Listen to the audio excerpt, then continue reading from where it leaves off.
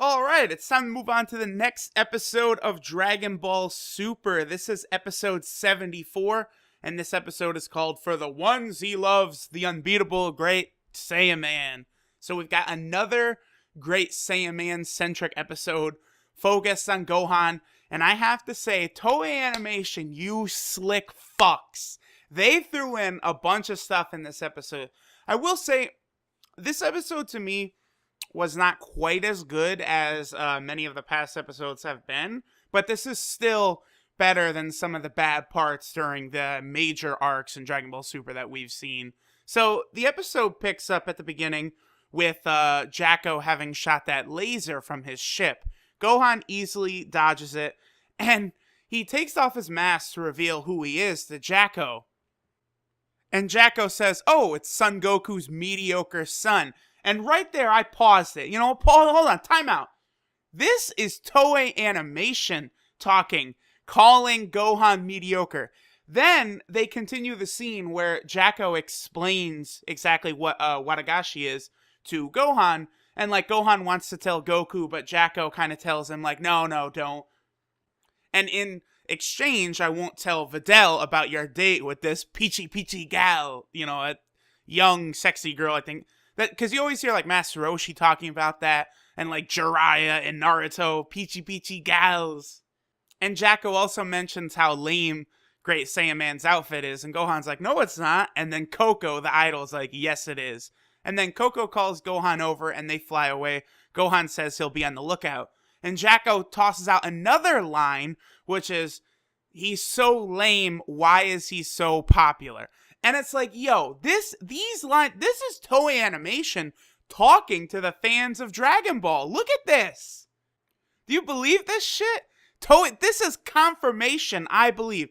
Toei is telling, listen, motherfuckers, Gohan ain't coming back, so y'all can just shut the fuck up about demanding him.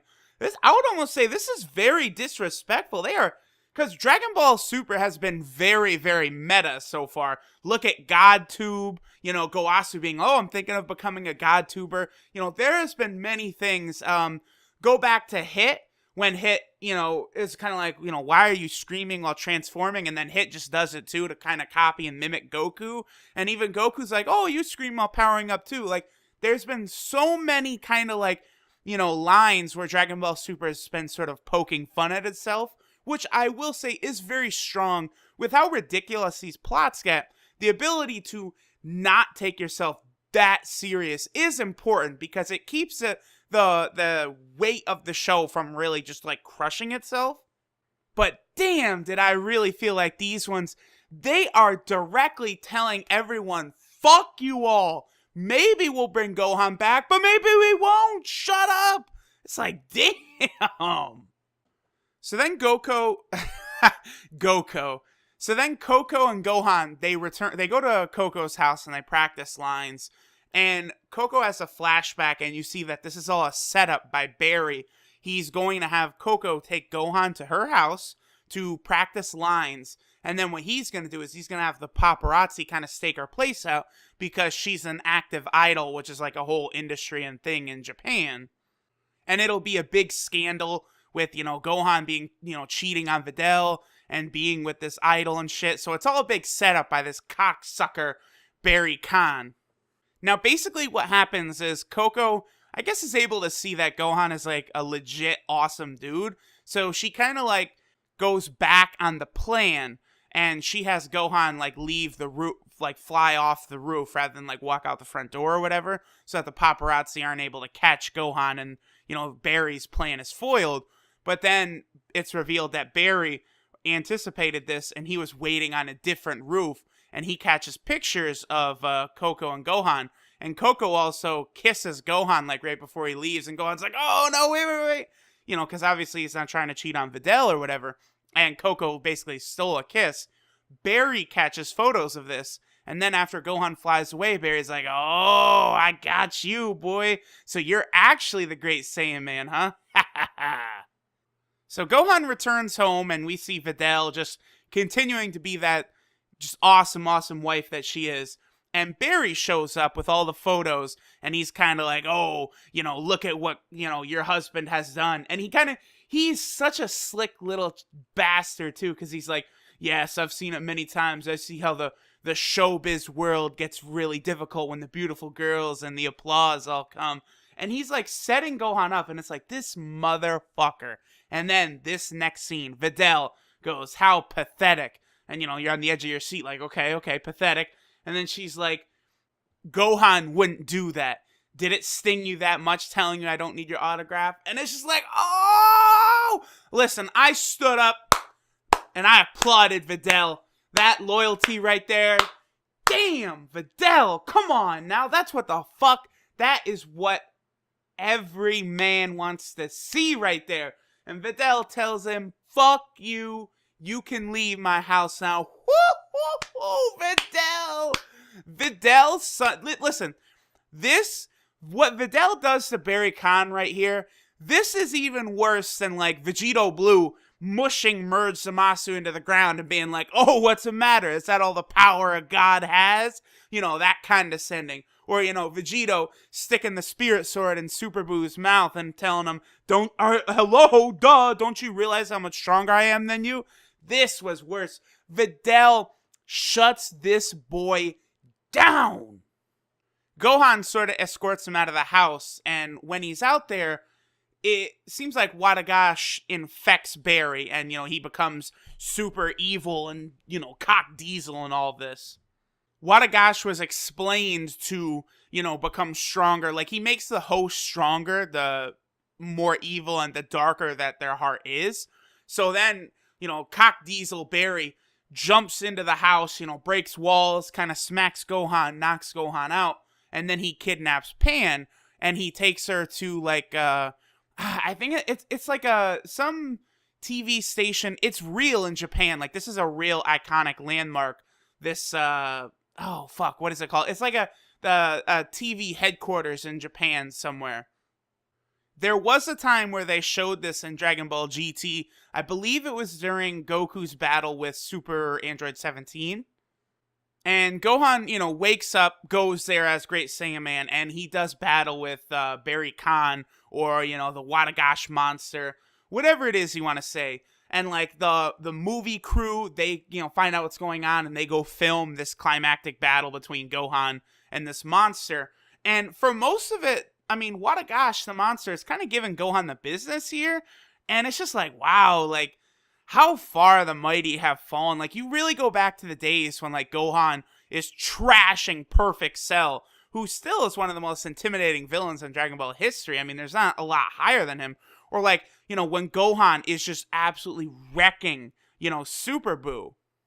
And now here we are with Gohan just being fucked up by some dumb-looking god. Like, it's like a kaiju. And, as the fight progresses, Barry, Watagash, it gets bigger and bigger and turns into, like, this dumb kaiju, like a Godzilla-type monster. And he's beating Gohan's ass. There's one point, too, where he shoots this big red beam, and it kind of, like, fucks Gohan up and kind of sends him, like, way high in the atmosphere. Kind of reminded me, kind of similar of the ending of the second Dragon Ball Z movie, The World's Strongest. And Coco, the idol, like, she's losing it. Like, no, Gohan, no. And, like, she asks Videl, like, how can you be so calm? And Videl kind of, explains that because of Pan, to Pan, her dad is an invincible hero. I can't cry. I can't scream out. I can't break down in front of Pan. And Gohan will not fucking lose in front of Pan. He will absolutely dominate. Then Videl cries out for Gohan. And you see Gohan floating up there, and he goes Super Saiyan. And it's like, wow, okay, so if Pan has this much of an effect on Gohan, then maybe there's hope for Gohan yet. We just get her butt in the stands at the Universal Survival Arc, and, maybe, just maybe, Gohan will be able to accomplish something. So Gohan kind of floats down, and he's got his Super Saiyan aura, and it's great, because the director is like, oh, I dub this Super Great Saiyaman. And then Gohan fires a Kamehameha, and he calls it, Super Great Saiyaman Beam. And Watagash shoots out one of his red beams again. But, now that Gohan is in Super Saiyan, like, playtime is over. And he blows it away, defeats the monster. The day is saved. Gohan flies down, hugs his wife. They're going to have some great baby-making sex after this is done. And then Jaco kind of gets Watagash, and he has like Barry on his arm, and he's like, what should I do with this naked man right here? So people don't really realize that Barry had turned into like this evil monster. And what's more is basically, since it was all being filmed, it gets adapted into the movie. So the public believes that this was just the filming of, the final scene of the movie. And then we see the premiere. Everyone is all excited. They love the movie. And we see an interview where they're interviewing Barry, Coco, and Mr. Satan. And there you see where Coco tells Barry, like, if you tell them Gohan is Great Saiyaman, then I'll tell everyone that you were that monster. Also, I have to pay continued respect to the voice actor for Mr. Satan, who is also the voice actor for Zabuza in Naruto. And, more importantly, Joseph Joestar in JoJo's Bizarre Adventure. I have to just pay respect to the man who goes, holy shit! Oh, Masaka! Nani! Shit! Joseph Joestar in part 3 of JoJo is the best, hands down. Then at the end, you see the whole Sun family walking out of the movie. Goten is excited, and Chi-Chi liked it, and she's like, oh, what'd you think, Goku? And Goku was like, whoa, I fell asleep. I like to be in fights, not watch them. And I'm like, fuck you, Toei Animation, again! They just cannot stop making Goku this big dimwit, and this is bullshit. Did they forget that Dragon Ball happened? Goku is not bored during the tournaments when he's watching people fight. Goku was not bored watching Vegeta fight during the Universe 6 vs. 7 tournament. Goku loves watching fights. Like, this is horse shit. Damn. Whoever is in control of this show, they do not give a damn about being consistent with details like this. Oh, you motherfuckers. And then in the last scene, we see it looks like Jaco lets Watagash escape again. It's like, oh, you dumb bitch. Also, I didn't mention it last time, but there is a new ending for the anime, and it's very good. It has like manga panels and stuff. Very solid. The song is cool too. Definitely a lot better than the last. The last ending theme song wasn't that great, and it sucks because that was the one that was taking place during the, ending of the Future Trunks arc, and it's like, boy, they could have done a better job with this one. Fuck.